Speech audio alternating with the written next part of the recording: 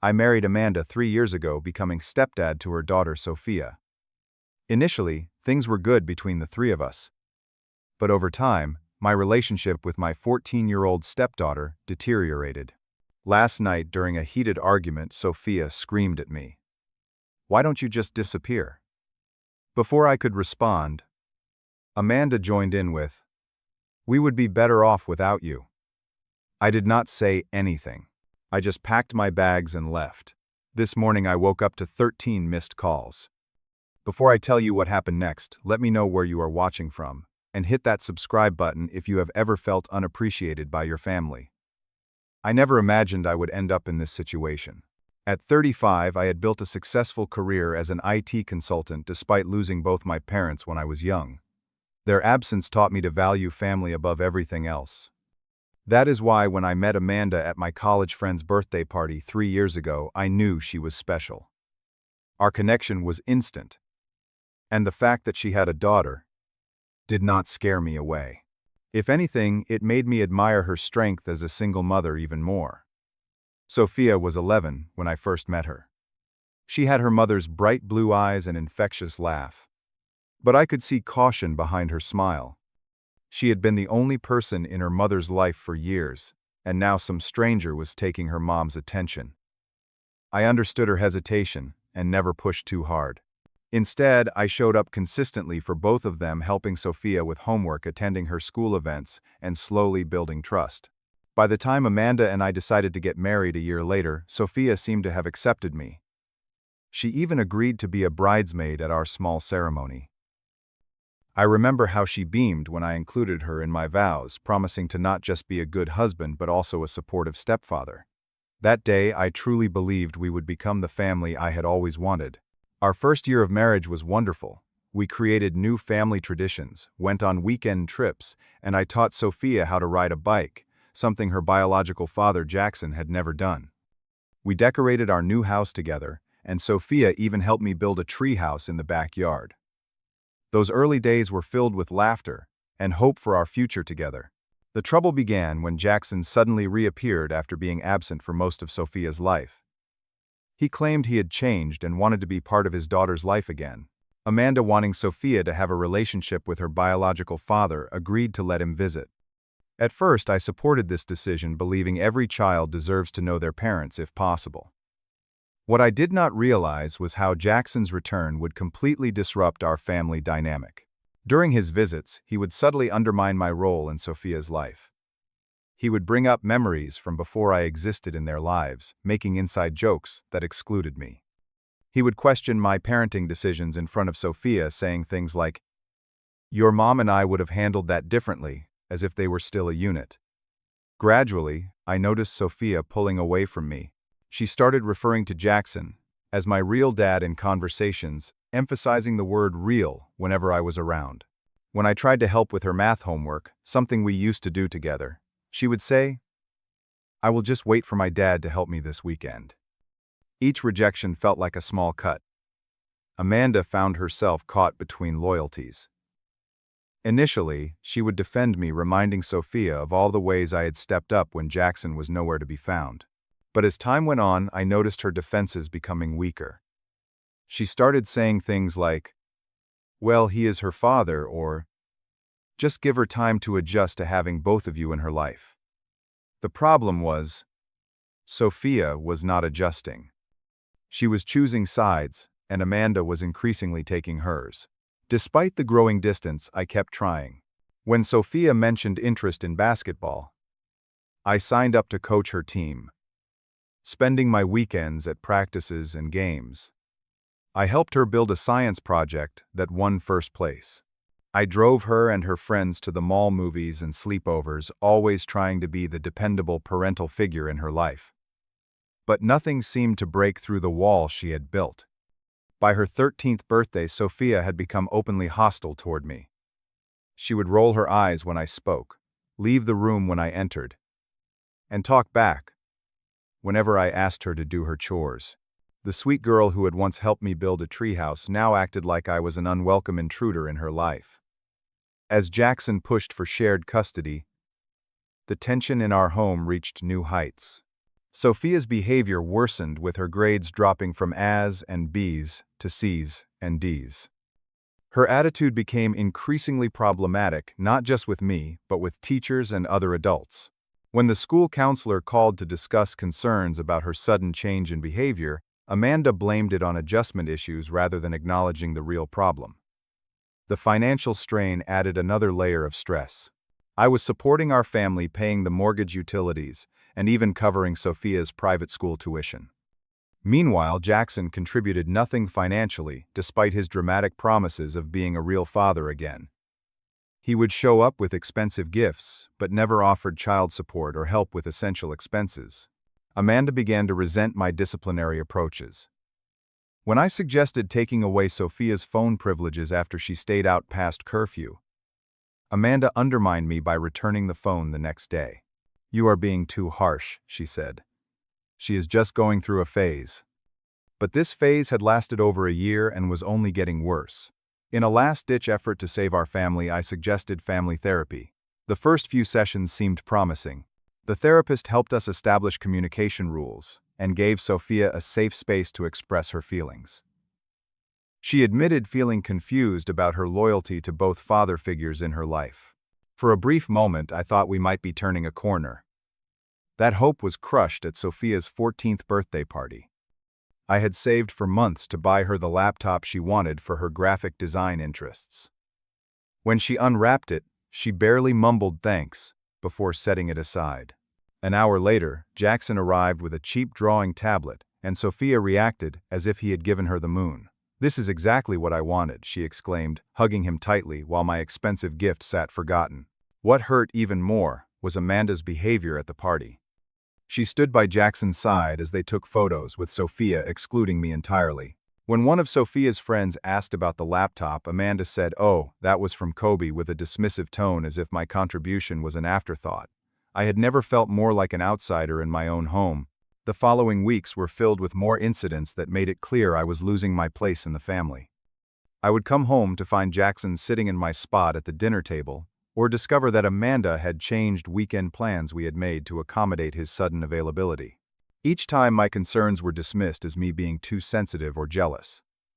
My breaking point came when I accidentally found text messages between Amanda and Jackson while using her phone to order takeout with her permission. They were discussing family plans for the summer, including a 2-week vacation I knew nothing about. When I confronted Amanda, she accused me of snooping and twisted the situation to make me the villain. "It is not what you think," she insisted. We were just discussing options for Sophia. That night, lying awake beside a sleeping Amanda, I felt completely betrayed. This woman, who had once promised to build a life with me, was now planning a future that seemed to exclude me entirely. The stepdaughter I had grown to love treated me like an unwelcome stranger. My dream of having a family was crumbling, and I seemed powerless to stop it. The stress began affecting every aspect of my life. I lost my appetite, dropping 10 pounds in just a few weeks. Dark circles formed under my eyes from sleepless nights. My work performance suffered, and I nearly lost an important client after missing a deadline for the first time in my career. Something had to give, but I never imagined it would be my marriage. Everything came to a head last Tuesday. I was supposed to be on a 3-day business trip, but managed to wrap up early and decided to surprise my family by coming home a day earlier. As I pulled into our driveway, I noticed Jackson's car parked where I usually park.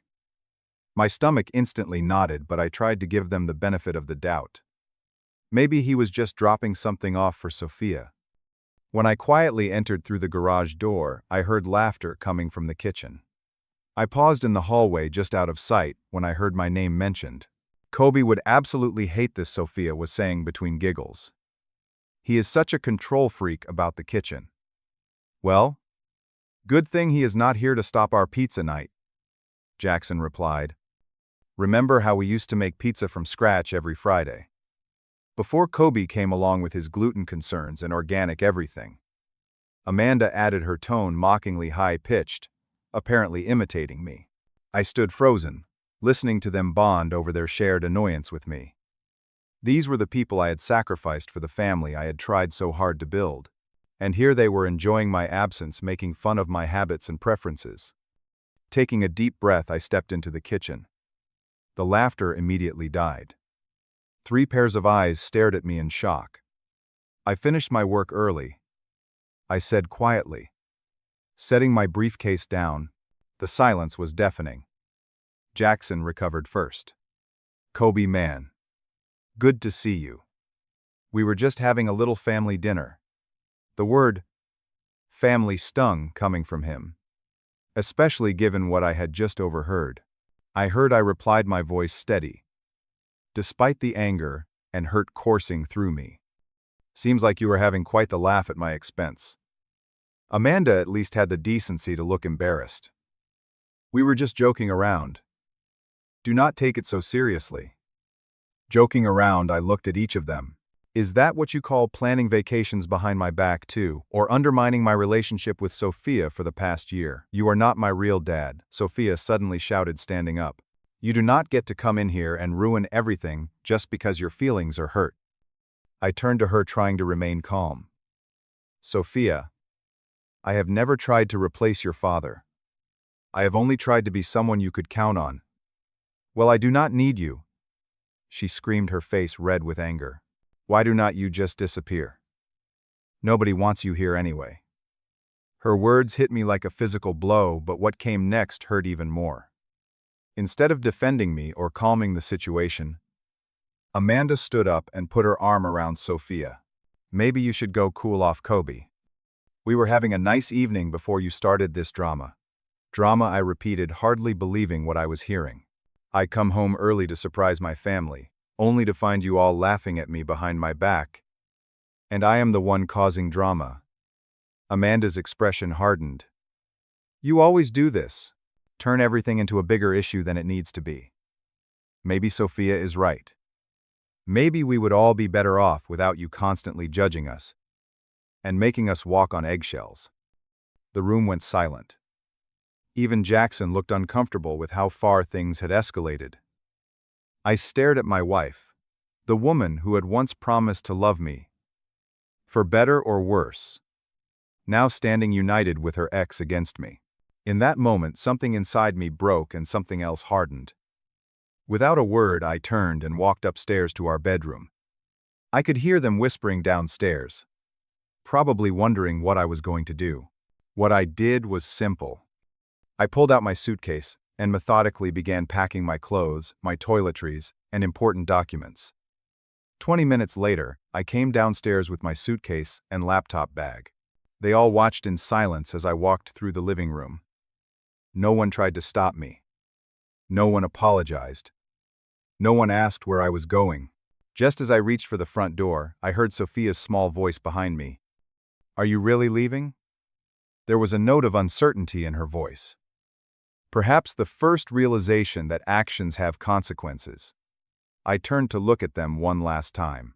Amanda stood with her arms crossed, a mixture of defiance and shock on her face.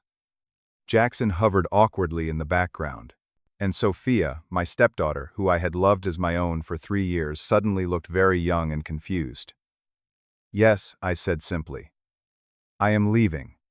When people tell you they would be better off without you, the kindest thing you can do is believe them. With that, I walked out and closed the door behind me. That night, I checked into a hotel downtown and finally allowed myself to break down. All the pain, frustration, and betrayal I had been holding back came pouring out. I had given everything to this family, and in return, I had been treated like an unwelcome guest.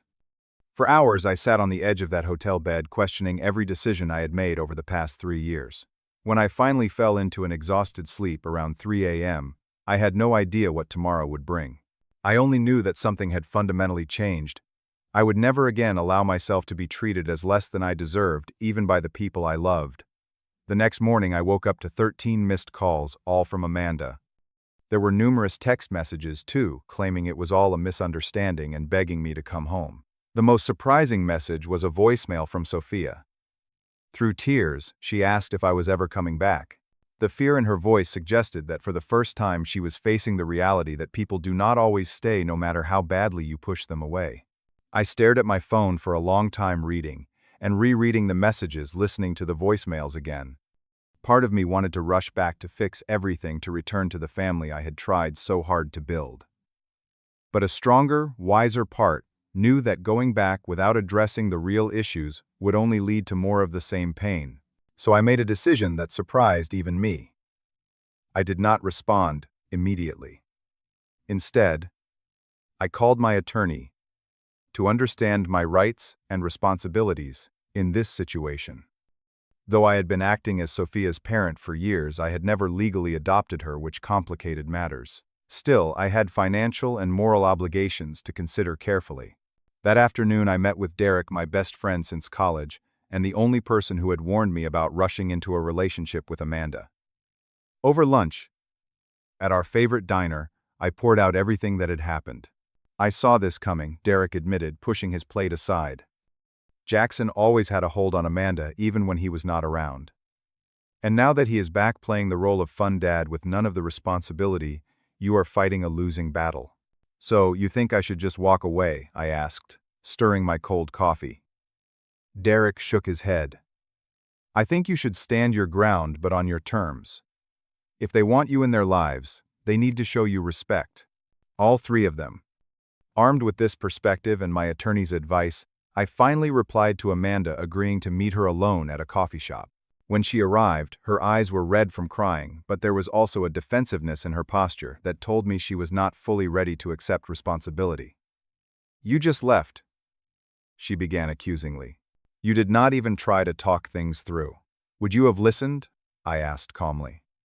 In the past year, how many times have I tried to talk about the issues in our family only to be dismissed or told I was overreacting? She looked down at her untouched latte. It has been complicated with Jackson back in the picture. It is only complicated because you made it that way, I replied. You never set proper boundaries with him. You let him undermine me in my own home. And worst of all, you joined in. For the first time, Amanda did not have a ready defense. After a long silence, she admitted something I had suspected, but never wanted to believe. Jackson and I have been, I do not know what to call it, not a physical affair, but an emotional one. He kept reminding me of our history of the good times before things fell apart. He made me question if I had made a mistake leaving him. The confession hurt, but it also brought clarity. And now, have you figured out the answer to that question? Tears filled her eyes.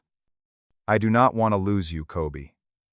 When you walked out that door, Sophia and I realized what we had been doing. Even Jackson felt terrible. Feeling terrible is not enough, I said firmly. If there is any chance for us to rebuild, things need to change. Jackson cannot keep coming and going as he pleases. We need clear boundaries and respect. And most importantly, you need to decide if you want this marriage, or if you are still hanging on to the past. We talked for hours, setting conditions for my return. I would come back, but we would restart therapy with a new therapist. Jackson would only visit at scheduled times, and Amanda would no longer make family plans with him without including me. Most importantly, disrespect from anyone would not be tolerated. The next day, I had a separate conversation with Sophia.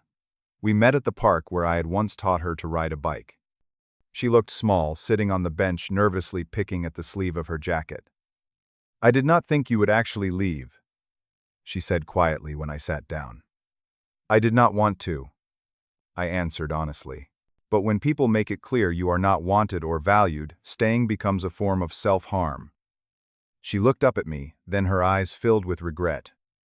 Dad has been saying things about you, that you are trying to replace him, that you do not really care about me, that you are only with Mom for other reasons.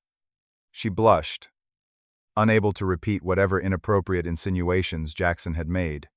And you believed him, I stated. It was not a question. I was confused, she admitted. When he came back, it was like everything I had wanted for years.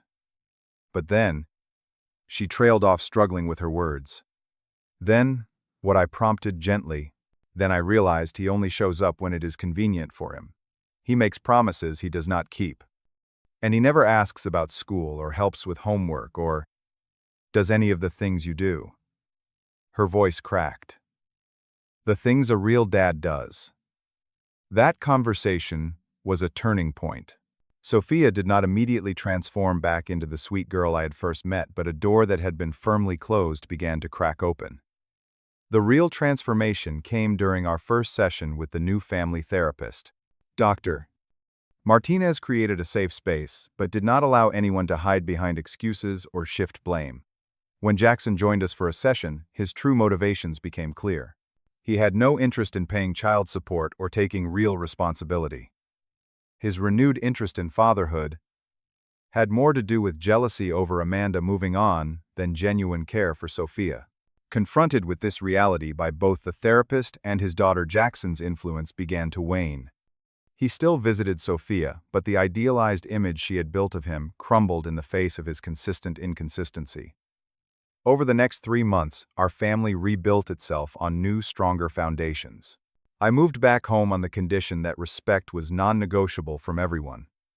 Amanda and I renewed our commitment to each other, free from Jackson's interference in our relationship. And Sophia, though still navigating the complicated feelings of having a stepfather and a biological father, began to recognize and appreciate the stability I had always offered. The moment I knew real change had occurred came unexpectedly. We were having dinner when Jackson called, canceling his weekend with Sophia at the last minute. Instead of making excuses for him, as she once would have, Sophia looked him straight in the eye and said, "That is okay. Kobe and I were planning to finish my college application essays anyway. He has been helping me research scholarships too." The pride and gratitude in her voice brought tears to my eyes.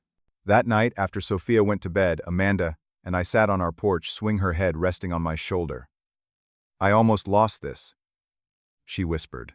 "I almost threw away the man who has been more of a father to my daughter in 3 years than her biological dad has been her entire life." "We all make mistakes," I said, kissing the top of her head. "The important thing is learning from them. 3 years into my marriage, I had to temporarily disappear from my family to see my true value. The pain of that night when Sophia and Amanda told me to leave was real, but it led to something stronger and more honest than what we had before. Sometimes standing up for yourself by walking away is the bravest thing you can do, not just for your own dignity, but for the people who have taken you for granted." I learned that real love sometimes means setting boundaries and demanding respect. That being a parent, biological or step, is not about being liked all the time, but about being consistent, supportive, and present. And most importantly, I learned that families are not perfect. They are perfectly imperfect works in progress, constantly growing and changing. Have you ever had to walk away from someone you love to make them realize your worth? Let me know in the comments below. And if this story resonated with you, please like, subscribe, and share it with someone who might need to hear it. Remember, you deserve to be valued and respected in every relationship. Thank you for listening, and until next time, take care of yourselves and each other.